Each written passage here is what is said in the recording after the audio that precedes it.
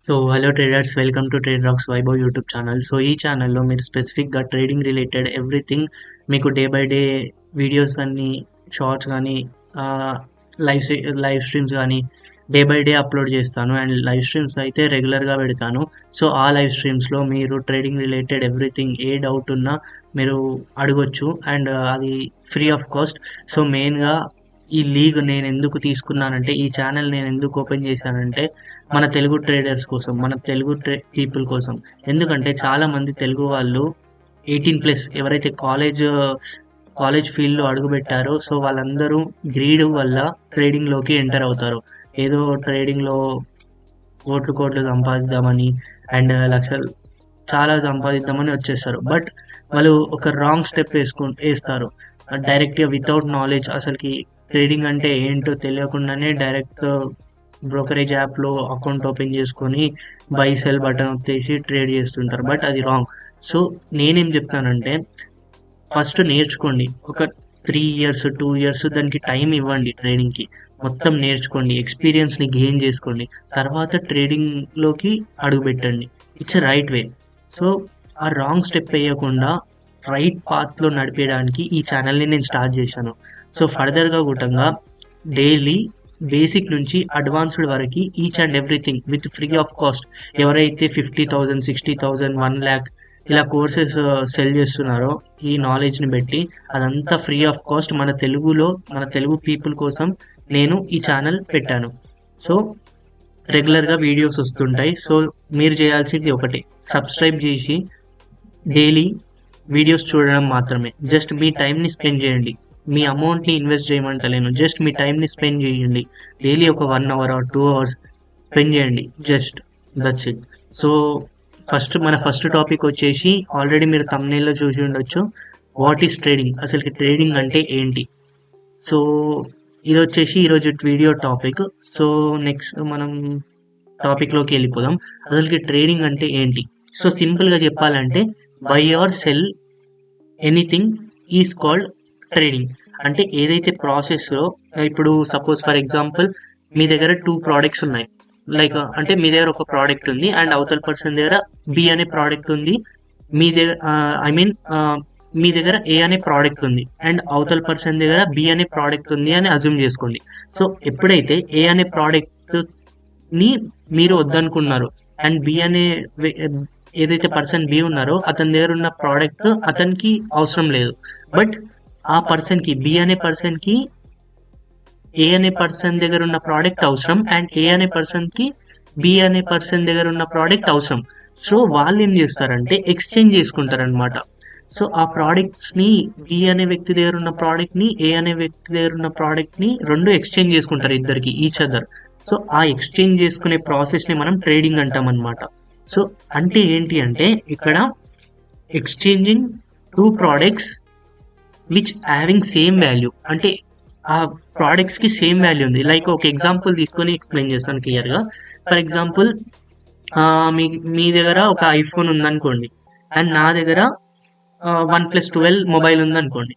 So 1+12 mobile ఎంత, 70,000 assume చేసుకోండి. ఏదైతే స్టార్టింగ్ ప్రైస్ ఉందో 70,000 అనుకుందాం. అండ్ మీ దగ్గర ఒక ఐఫోన్ ఉంది, దాని వాల్యూ కూడా 70,000 అనుకోండి. సో ఇప్పుడు నాకు ఐఫోన్ కావాలి, మీకేం కావాలి, 1+12 కావాలి. నా దగ్గర ఉన్న 1+12ని మీకు ఇచ్చి మీ దగ్గర ఉన్న ఐఫోన్ని నేను తీసుకుంటాను. సో ఇప్పుడు ఈ ప్రాసెస్ ఏదైతే ఎక్స్చేంజ్ చేసుకుంటున్నామో ఆ ప్రాసెస్ని మనం ట్రేడింగ్ అని అంటాం అనమాట. సో ఆ టర్మ్ మీనింగ్ ఇదనమాట. సో ఇక్కడ మీకు సింపుల్గా ఎక్స్ప్లెయిన్ చేయడానికి ట్రై చేశాను, బట్ అది మీకు అర్థమైంది అని అనుకుంటున్నాను. సో ఇప్పుడు ఇంకో ఎగ్జాంపుల్ తోటి ఎక్స్ప్లెయిన్ చేస్తాను. ఫర్ ఎగ్జాంపుల్ వెజిటేబుల్ మార్కెట్ ఉంటుంది. సో ఆ వెజిటేబుల్ మార్కెట్లో సో ఫార్మర్ ఉంటాడు, వెజిటేబుల్ వెండర్ ఉంటాడు అండ్ పీపుల్ ఉంటారు. ముగ్గురు వ్యక్తులు ఉంటారు. సో ఫార్మర్ ఏం చేస్తాడు, పంటలని పండించి లైక్ వెజిటేబుల్స్ని గ్రో చేస్తాడు తన ఫామ్లో. ఫార్మర్ వెజిటేబుల్స్ని పండించాక ఆ వెజిటేబుల్స్ని ఏం చేస్తాడు, ఒక వెజిటేబుల్ వెండర్కి అమ్ముతాడు. అమ్మడం ఇన్ ద సెన్స్ అతని దగ్గర పెడతాడు. సో అతని దగ్గర పెడితే ఏమవుతుంది, ఆ వెజిటేబుల్ వెండర్ ఏం చేస్తాడు, ఆ వెజిటేబుల్ వెండర్ పీపుల్కి సెల్ చేస్తాడు అనమాట.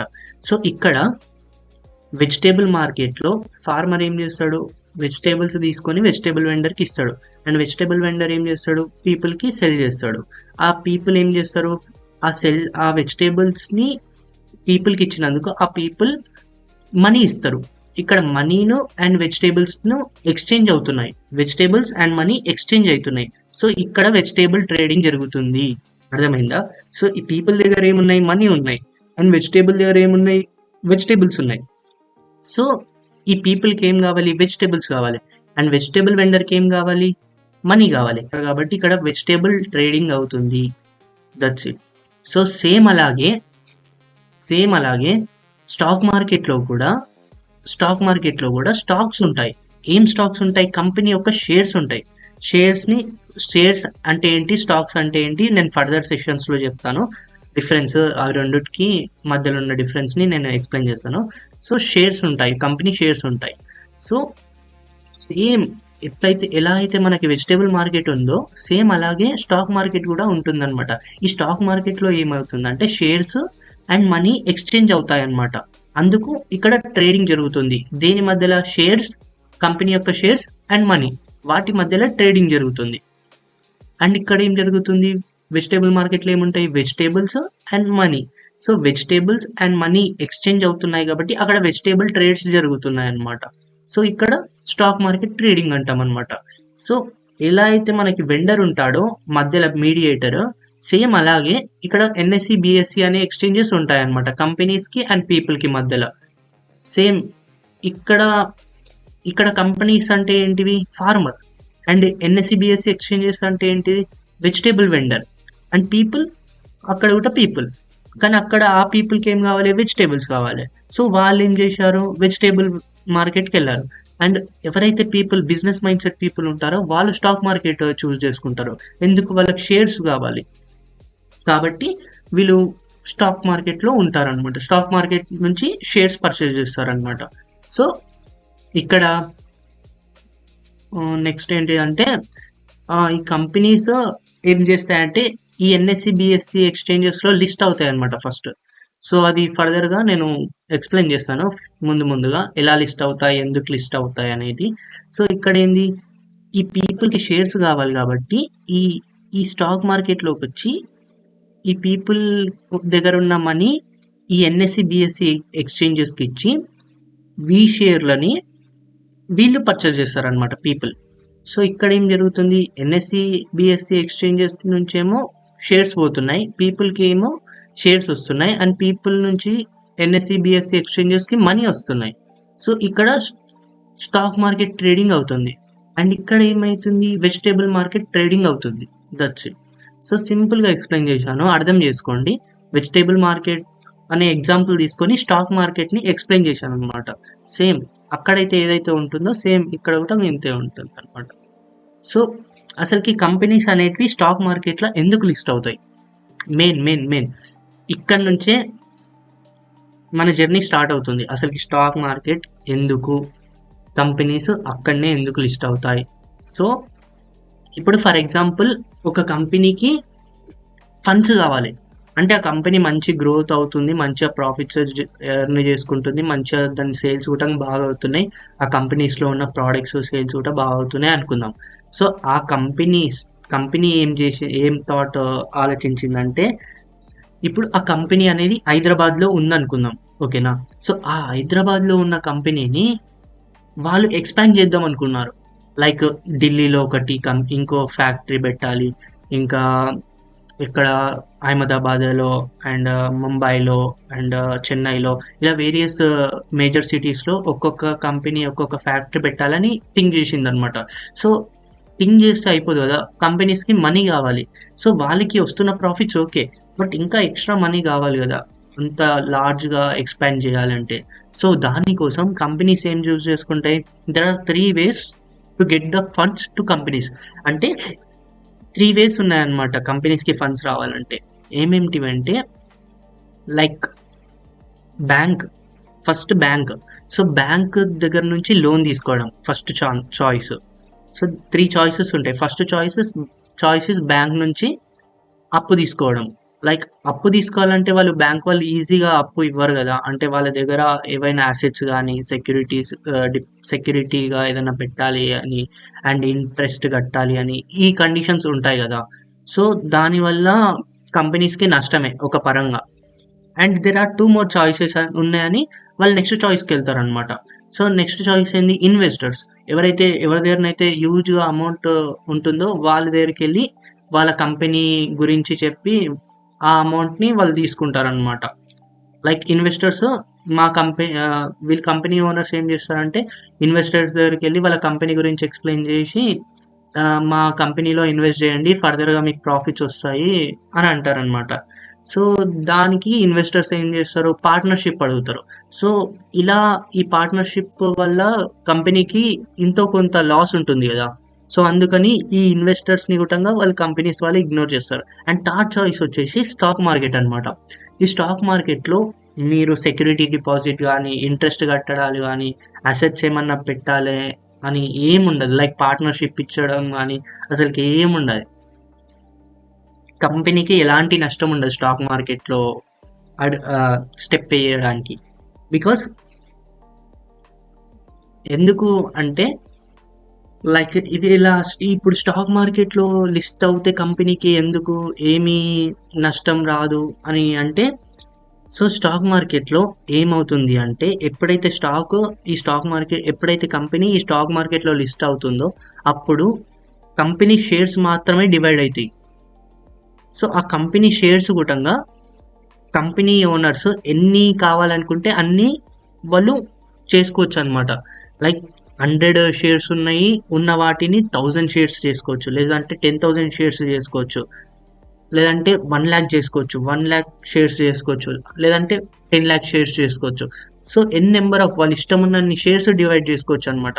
సో అలా డివైడ్ చేసుకున్న షేర్స్ని స్టాక్ మార్కెట్లో కొన్ని లిస్ట్ చేస్తారనమాట.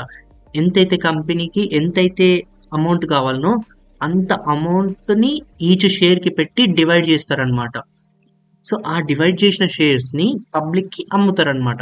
ఆ పబ్లిక్ ఎవరైతే కొంటారో వాళ్ళ నుంచి అమౌంట్ కంపెనీకి వచ్చేస్తుంది అనమాట. సో ఇలా కంపెనీకి బెనిఫిట్ స్టాక్ మార్కెట్ వల్ల. సో ఇప్పుడు కంపెనీ నుంచి ఓన్లీ షేర్స్ ఏవైతే పార్ట్స్గా డివైడ్ చేసుకున్న షేర్స్ మాత్రమే వీళ్ళు ఓనర్స్ డివైడ్ చేసుకున్న షేర్స్ మాత్రమే ఈ పీపుల్కి పోతుంది. అండ్ రిటర్న్ వీళ్ళకి మనీ వస్తుంది. అండ్ కంపెనీస్ ఎక్స్ట్రా ఏం ఇవ్వక్కర్లేదు అసలుకి. సో ఇందుకు స్టాక్ మార్కెట్ అనేది బెస్ట్ అనమాట కంపెనీస్కి ఫండ్ రావడానికి. సో ఇలా కంపెనీస్ స్టాక్ మార్కెట్ని యూజ్ చేసుకుంటుంది అనమాట పబ్లిక్ని. సో ఇప్పుడు కంపెనీస్ అసలుకి స్టాక్ మార్కెట్కి ఎలా వస్తాయి అని ఎక్స్ప్లెయిన్ చేస్తాను చూడండి. సో ఎప్పుడైతే కంపెనీ తన గ్రోత్ని అంటే తన కంపెనీని ఎక్స్పాండ్ చేయాలనుకుంటుందో అప్పుడు స్టాక్ మార్కెట్ అనే థాట్ వస్తుంది ఆ కంపెనీ ఓనర్స్కి. సో స్టాక్ మార్కెట్లో లిస్ట్ చేయాలి కంపెనీని అని థాట్ వస్తుంది. తర్వాత ఏమవుతుందంటే కంపెనీస్ సెబీకి అప్రోచ్ అవుతుంది. సెబీ అంటే ఏంటి అంటే ఇక్కడ securities exchange board of India. So ఈ సెబీ ఏం చేస్తుంది అంటే ఎలా అయితే మనకి మన వరల్డ్లో మన గవర్నమెంట్ ఎలా అయితే ఉందో, like Telangana government, central government, మన పీపుల్స్కి ఎలా గవర్నమెంట్ ఉందో సేమ్ అలాగే సెబీ అనేది కూడా ఒక గవర్నమెంట్ అనమాట స్టాక్ మార్కెట్కి. సో ఈ స్టాక్ మార్కెట్లో ఎలాంటి స్కామ్స్ కానీ, లైక్ మీరు 1985లో అర్షద్ మెహతా స్కామ్ చూశారు కదా. సో ఆ అర్షద్ మెహతా స్కామ్ అయినప్పటి నుంచి ఈ సెబీ ఎంటర్ అయింది అనమాట. సో ఈ సెబీ ఏం చేస్తుంది అంటే ఎలాంటి స్కామ్స్ కానీ అవ్వకుండా చూస్తుంది. అండ్ ఎక్కడెక్కడ ఏమైనా లైక్ ఇలా ఏమంటారు ఫ్రాడ్ అండ్ స్కామ్స్ ఏమన్నా అవుతున్నాయో చూస్తుంది. లైక్ జైన్ స్ట్రీట్ అని రీసెంట్గా న్యూస్ వచ్చింది కదా. సో దాన్ని రివీల్ చేసింది కూడా ఈ సెబీనే. సో ఇలాంటి స్కామ్స్ ఏవేవి అవుతున్నాయో వాటిని పట్టుకొని వాళ్ళని పర్మనెంట్గా బ్యాన్ చేస్తుంది అనమాట స్టాక్ మార్కెట్. అంటే నెక్స్ట్ ట్రేడింగ్ కానీ ఇన్వెస్ట్మెంట్ కానీ చేయకుండా వాళ్ళని బ్యాన్ చేసేస్తుంది, వాళ్ళ లైసెన్స్ని క్యాన్సిల్ చేస్తుంది. అండ్ నెక్స్ట్ సెబీ ఏం చేస్తుంది అంటే రూల్స్ కానీ కొత్త రూల్స్ కానీ పెట్టడము, ఏవైనా రూల్స్ స్టాక్ మార్కెట్ తీయాలనుకున్నా ఈ సెబీనే చేస్తుంది మొత్తం. సో కంపెనీస్ ఏం చేస్తాయంటే ఎప్పుడైతే స్టాక్ మార్కెట్కి లిస్ట్ అవ్వాలనుకుంటున్నాయో అప్పుడు సెబీ దగ్గరికి వస్తుందన్నమాట.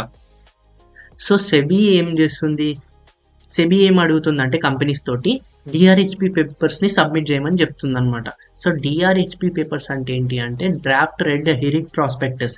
సో ఆ డిఆర్హెచ్పి పేపర్స్లో ఏముంటుందంటే కంపెనీస్ చరిత్ర మొత్తం అందులో ఉంటుంది. ఆ కంపెనీ ఎంత అప్పు చేసింది, ఏమేం రిస్కులు ఉన్నాయి కంపెనీకి, ఏ కంపెనీ తోటి టైఅప్ అయింది, ఎంతమంది ఓనర్స్, ఎంతమంది పార్ట్నర్స్, సో ఏమన్నా స్కామ్స్ ఏమన్నా చేసిందా, ఒకవేళ ఏ కంపెనీ తోటన్నా టైఅప్ కానీ డీల్ కానీ ఆపేస్తే ఈ కంపెనీకి ఎంత నష్టం వస్తుంది, ఈచ్ అండ్ ఎవ్రీథింగ్ కంపెనీ గురించి ఫండమెంటల్గా ఎవ్రీథింగ్ ఆ డిఆర్హెచ్పి పేపర్స్లో ఉంటుంది. సో ఆ డిఆర్హెచ్పి పేపర్స్ని సబ్మిట్ చేయమని సెబీ అడుగుతుంది అనమాట. సో సెబీకి ఆ డిఆర్హెచ్పి పేపర్స్ వచ్చాక ఆ డిఆర్హెచ్పి పేపర్స్ని క్లీన్గా ఎవ్రీథింగ్ చదువుతుంది అనమాట కంపెనీ గురించి. సో అప్పుడు ఆ సెబీ ఆ డిఆర్హెచ్పి పేపర్స్ అన్నీ చూశాక వెరిఫై చేశాక ఆ సెబీ ఓకే మీరు స్టాక్ మార్కెట్లో లిస్ట్ అవ్వచ్చు అంటే మాత్రమే కంపెనీస్ అనేటివి లిస్ట్ అవుతాయి అన్నమాట. సో ఇది కథ అనమాట. సో అప్రూవల్ వచ్చినాక డిఆర్హెచ్పి పేపర్స్ చదివాక సెబీ అప్రూవల్ ఇచ్చాక కంపెనీస్ అనేటివి ఐపీఓగా లిస్ట్ అవుతాయి అన్నమాట. అసలుకి ఈ ఐపీఓ అంటే ఏంటి ఇప్పుడు అంటే ఇనిషియల్ పబ్లిక్ ఆఫరింగ్. ఇనిషియల్ అంటే స్టార్టింగ్, పబ్లిక్ అంటే పీపుల్, ఆఫరింగ్ అంటే షేర్స్ని ఆఫర్ చేస్తున్నారు అని అర్థం. So starting stage of company which are the shares which are offering to the public. So ఇది మీనింగ్ అనమాట. సో అంటే ఏంటిదంటే స్టార్టింగ్ కంపెనీ లిస్ట్ అయ్యాక కంపెనీ షేర్స్ని పబ్లిక్కి ఆఫర్ చేసే పీరియడ్ని మనం ఐపీఓ పీరియడ్ అంటాం అనమాట. సో ఈ ఐపీఓ పీరియడ్లో ఏమవుతుంది అంటే లైక్ ఇందాక చెప్పాను కదా అసలుకి కంపెనీ ఎలా షేర్స్ని డివైడ్ చేస్తుంది అని. సో అది ఎక్స్ప్లెయిన్ చేస్తాను చూడండి. సో 100% షేర్స్ ఉన్నాయనుకోండి కంపెనీ హోల్డర్స్ దగ్గర. సో ఆ 100% షేర్స్లో నుంచి 30 నుంచి 50% షేర్స్ అంటే వాళ్ళ ఇష్టం ఉన్నాయి 20% షేర్స్ కానీ 30% షేర్స్ కానీ ఇక్కడ తీసి పెడతారనమాట పబ్లిక్ కోసం లిస్ట్ అవ్వాలనుకున్నప్పుడు.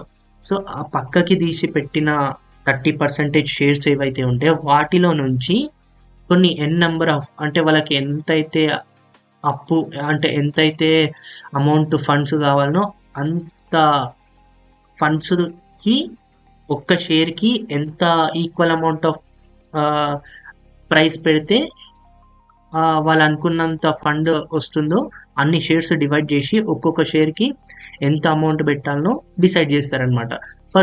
ఫర్ ఎగ్జాంపుల్ కంపెనీకి 500 crores ఫండ్ కావాలనుకోండి వాళ్ళ ఎక్స్పాండ్ కోసం, కంపెనీ ఎక్స్పాండ్ కోసం. సో వాళ్ళు ఏం చేస్తారంటే 10 lakh షేర్స్ ఈ 30%లో నుంచి 10 lakh షేర్స్ని డివైడ్ చేస్తారనమాట. అంటే ఆ 30% షేర్స్లో 10 lakh షేర్స్ డివైడ్ చేసి పెడతారనమాట. సో ఆ డివైడ్ చేసిన షేర్స్కి ఈచ్ షేర్ వాల్యూ 5K పెడతారనమాట. సో ఇలా 5K ఇంటూ 10 lakhs ఏమవుతుందంటే 5 crores అవుతుంది. సో ఈ 10 lakh షేర్స్ని పబ్లిక్కి ఆఫర్ చేస్తారనమాట. సో ఈ షేర్స్ కానీ షేర్స్కి ఒక్కొక్క షేర్కి ఎంత అమౌంట్ కానీ అంతా డీటెయిల్గా సెబీకి ఎక్స్ప్లెయిన్ చేస్తుంది ముందు లిస్ట్ అవ్వక ముందే. ఎప్పుడైతే డిఆర్హెచ్పి పేపర్స్ సబ్మిట్ చేస్తుందో అప్పుడు సెబీకి ఇచ్చేస్తుంది అనమాట. సో దీని తర్వాత ఏంటి అంటే ఐపీఓ పీరియడ్ స్టార్ట్ అవుతుంది. ఎప్పుడైతే అప్రూవల్ ఇస్తుందో అప్పటి నుంచి 5 days ఐపీఓ అంటాం అనమాట. ఏవైతే షేర్స్ 30% షేర్స్ 10 lakh షేర్స్ ఏవైతే లిస్ట్ చేస్తుందో స్టాక్ మార్కెట్లో దానిని మనం ఐపీఓ పీరియడ్ అంటాం. స్టార్టింగ్ 5 days ఆ షేర్స్ని. సో ఫస్ట్ డే ఏమవుతుంది ఓపెనింగ్ డేట్ అంటాం అనమాట. ఈ ఓపెనింగ్ డేట్లో ఏం జరుగుతుంది అంటే ఐపీఓస్ అనేటివి బిడ్డింగ్ స్టార్ట్ అవుతుంది అనమాట. అంటే ఆ షేర్ ప్రైజెస్ అనౌన్స్మెంట్ కానీ ఈచ్ షేర్ ప్రైజ్ అనౌన్స్మెంట్ కానీ లైక్ ఈ రోజు నుంచి డే వన్ అనేది మీరు పబ్లిక్కి చెప్తుంది అనమాట. ఈరోజు మీరు షేర్స్ని కొనొచ్చు అని చెప్తుంది. సో ఈరోజు డే 1 రోజు షేర్స్ అన్ని కొన్నాక డే 2లో ఏమవుతుందంటే ఆ షేర్స్ ఆఫర్ చేయడం ఆపేస్తారనమాట. పబ్లిక్ ఆఫర్ చేయడం ఆపేస్తారు. ఎన్నైతే షేర్స్ అమ్ముడుపోయిన షేర్స్ ఎవరైతే పీపుల్ ఉన్నారో, ఎవరైతే స్టార్టింగ్లో అమౌంట్ వేసి షేర్స్ తీసుకోవాలనుకున్నారో బిడ్డింగ్ డే 1 రోజు. సో వాళ్ళకి ఈ అలాట్మెంట్ డేట్ డే 3 రోజు వాళ్ళకి అలాట్ అవుతాయి అన్నమాట ఆ షేర్స్. ఎవరైతే ఆ షేర్స్ రాలేవు, లైక్ సపోజ్ ఆడ 100 షేర్స్ ఉన్నాయనుకుందాం, 100 షేర్స్ లిస్ట్ చేశారు అనుకుందాం, బట్ బిడ్ చేసింది 200 పీపుల్ అనుకోండి.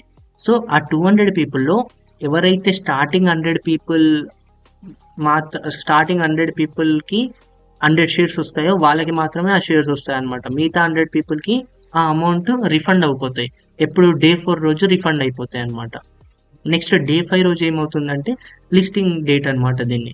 సో ఈ లిస్టింగ్ డేట్లో ఏంటి అంటే మీరు చార్ట్స్ చూస్తారు కదా, ఆ చార్ట్స్లో క్యాండిల్స్ ఉంటాయి కదా. సో ఈ లిస్టింగ్ డేట్ రోజు డే 5 రోజు ఆ ఫస్ట్ క్యాండిల్ ఫామ్ అవుతుంది అనమాట. సో ఆ క్యాండిల్స్ ఎలా ఫామ్ అవుతాయి, అసలుకి కలర్ ఎందుకు చేంజ్ అవుతుంది, క్యాండిల్ కలర్ అసలుకి అవి ఆ స్ట్రేట్ లైన్ ఉంటుంది క్యాండిల్ మీద కింద, అవి ఏంటివి అవి ఫర్దర్ సెషన్స్లో నేను స్టార్ట్ చేస్తాను. ఫస్ట్ బేసిక్స్ అంతా అయిపోయినాక టెక్నికల్ అనాలిసిస్లో స్టెప్ వేద్దాం. సో ఇది బేసిక్ అనమాట. సో లిస్టింగ్ డేట్ రోజు లిస్ట్ అవుతాయి అనమాట. అక్కడ నుంచి క్యాండిల్స్ అనేటి షేర్ ప్రైస్ కానీ మనకి జనరల్గా చార్ట్ మీద కనిపిస్తుంది అనమాట. సో నెక్స్ట్ ఏంటి అంటే దట్స్ ఇట్. సో ఈ ఐపీఓ డేట్స్ వరకు ఇలా కంపెనీ షేర్స్ అనేటివి మనకి ఐపీఓ ద్వారా పబ్లిక్కి రీచ్ అవుతాయి అన్నమాట ఈ కంపెనీ షేర్స్. సో ఎవరైతే ఆ షేర్స్ పర్చేస్ చేసుకున్నారో వాళ్ళందరూ ఆ కంపెనీస్కి పార్ట్నర్స్ లాగానే. సో ఎప్పుడైతే కంపెనీ ఏదైనా మీటింగ్ పెట్టాలనుకున్నా, పెద్ద పెద్ద అఫీషియల్స్ తోటి కానీ ఏమైనా కంపెనీ మీటింగ్స్ ఉన్నా మీకు మెయిల్ వస్తుంది. సో ఆ మెయిల్ త్రూ మీరు అటెండ్ అవ్వచ్చు ఆ మీటింగ్. సో అది అనమాట. సో ఇది వచ్చేసి బేసిక్ అనమాట. జస్ట్ ఫండమెంటల్ నాలెడ్జ్ కోసం మీకు షేర్ చేస్తున్నాను ఈ ఫస్ట్ వీడియో. అసలుకి స్టాక్ ఎలా పుడుతుంది, షేర్ ఎలా వస్తుంది కంపెనీ నుంచి పబ్లిక్కి, ఈ ప్రాసెస్ని ఎక్స్ప్లెయిన్ చేశాను. సో నెక్స్ట్ దాంట్లో ఎక్స్చేంజెస్ గురించి మాట్లాడుకుందాం. అండ్ నెక్స్ట్ సేమ్ ఇదే టాపిక్, ఫండమెంటల్గా ఎలా కంపెనీ అనేది స్టాక్ మార్కెట్లో వస్తుంది అండ్ స్టాక్ మార్కెట్లో ఏమేమి జరుగుతుంది అని నెక్స్ట్ వీడియోలో టాపిక్లో మాట్లాడుకుందాం. సో ఈ రోజుకి ఈ వీడియోని ఎంజాయ్ చేయండి. సో మన నెక్స్ట్ టాపిక్ వచ్చేసి నేను అనౌన్స్ చేస్తాను, మన ఇన్స్టాగ్రామ్ స్టోరీస్లో కానీ అనౌన్స్మెంట్ చేస్తాను. So thank you.